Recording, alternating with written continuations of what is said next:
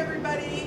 We are getting ready for our 4th of July, and things have heated up quite a bit. So I'm going for a little bit refreshing on the first couple, and then I promise you that I'll give you some very traditional big California wines. We are starting off with a blend. This is from Australia. This is a Chardonnay Marsanne blend. Marsanne is going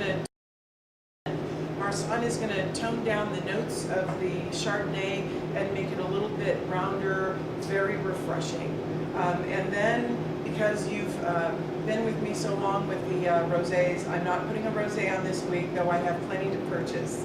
I'll give you a little bit of break because next week the rosé will be back. So then we're doing the Olima, 100% Chardonnay from Sonoma County. This is going to be definitely fuller, richer, and certainly you can enjoy this in the backyard when it's sweltering heat before you get into your food wines. I am a very big proponent of Chardonnay on its own rather than with food or with light appetizers.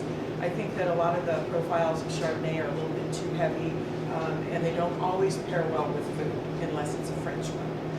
Then we're moving on. This is really interesting. This is the Notebook. This is a blend from Washington State. It's really quite interesting because they're making this wine the way they make a traditional champagne, where they're blending vintages. So this is not a specific vintage.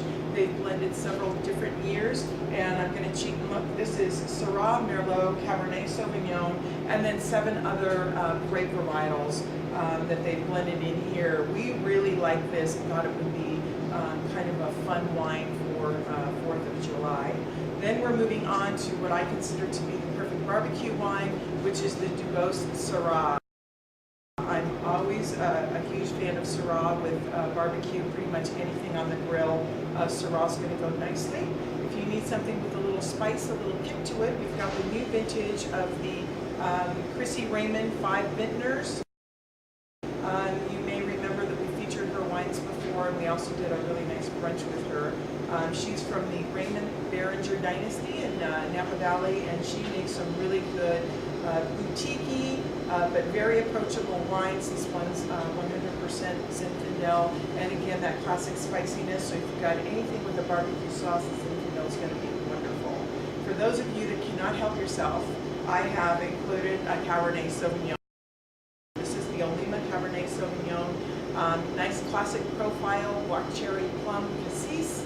You get a little bit of toasty oak. So for those of you that absolutely have to drink red wine, even though it's 110 degrees outside, this will be a perfect wine for you. A few other things that are going on at the wine shop that I want to let you know about. We've got a great selection of beer for your 4th of July or outdoor celebrations. So come on in and take a look at the beers that Cooper's put together for us. He's got a very nice selection, and he is pretty much the beer meister here. You can ask him any question about beer, he can answer. We will be closed 4th of July, and we will have abbreviated hours on the 5th of July, which will be Friday. We'll be open from 4 p.m. to 9 p.m. So please come and join us Friday after your 4th of July celebration. And then just a reminder that we have our wine dinner on, the 21st or the 23rd? Sunday, July 21st at 5 p.m. It's going to be at the Golden Spur Restaurant on Route 66. We've got a theme, a spaghetti western theme. They're a restaurant that's known for steaks and meats, but the chef is also specializing in some Italian courses, and so you guys are going to be the guinea pigs. And we feature some really fabulous wines. That will be 5 p.m. Reservations are starting to fill up. We only have 20 spaces left, so do not hesitate in getting us your reservation. Last but not least, I'm trying to answer some questions that people have. And when I was at the wine dinner a couple weeks ago, Jolie asked me about aging wine in different size bottles. So we've got the 375.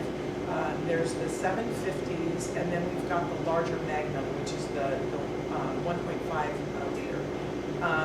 Typically, the larger format bottles are better for aging. There's a less transfer of oxygen, so it ages slowly and more consistently. Obviously with the 750, the volume is smaller, so you get a little more air per volume in the bottle. And I do not recommend really aging the 375s unless it's a really great dessert wine or Sauterne. So I hope I answered your question, Jolie.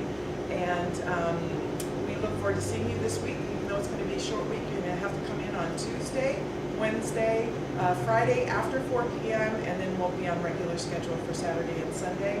Everybody have a very safe and happy 4th of July, and I think that's a wrap. See you later. Stay happy, stay healthy.